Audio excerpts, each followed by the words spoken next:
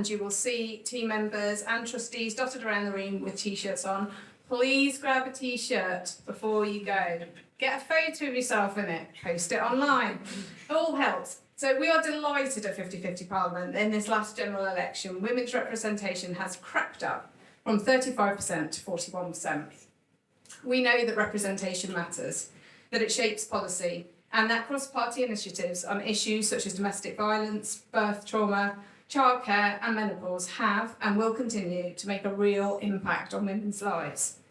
I'd like to pay tribute to the women who have blazed a trail so that we can be here today talking about women's representation, women's economic empowerment and policy and legislature that women have driven forward. These pioneers include women still working in the Palace of Westminster after incredible tenures of service, such as Baroness Harman, Baroness May, and the new mother of the house, Diane Abbott. Many in this room are the next generation of pioneering MPs.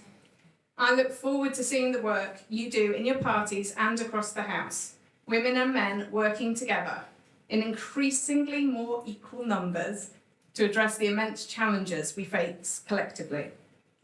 I look forward to seeing how this new Parliament works on issues that disproportionately affect women, and I am hopeful and confident that it will be with grace, grit, respect, collaboration and innovation.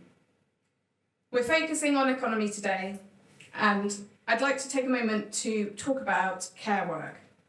It is indeed a great trick of the patriarchy that we have been conditioned to place low or no value on care work, when without it, everything falls apart. As the Iceland Women's March and the pandemic have shown, if you remove that Jenga piece, it all comes crashing down. The value of care work stretches into trillions of pounds, and yet it is invaluable. Without it, we simply cease to exist. Women are propping this up, but they are buckling under the strain.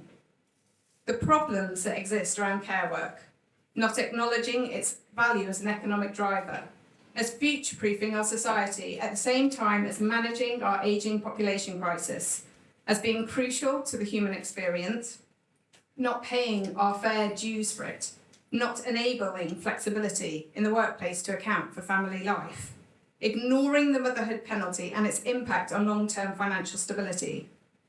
These problems could now become opportunities in the right hands, with the lived experience of more women in positions of power coming to bear on shaping policy. This election has delivered an outstanding result for women's representation across Parliament, an almost gender-balanced cabinet, and our first female Chancellor. Yay! It is a really exciting time.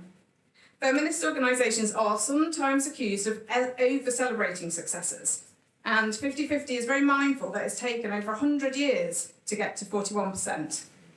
A gender-balanced Parliament is now in reach, but we are keenly aware that in this last election, the percentage of women candidates dropped, and some women were forced to endure a pretty terrible campaign to get here, and so the fight continues.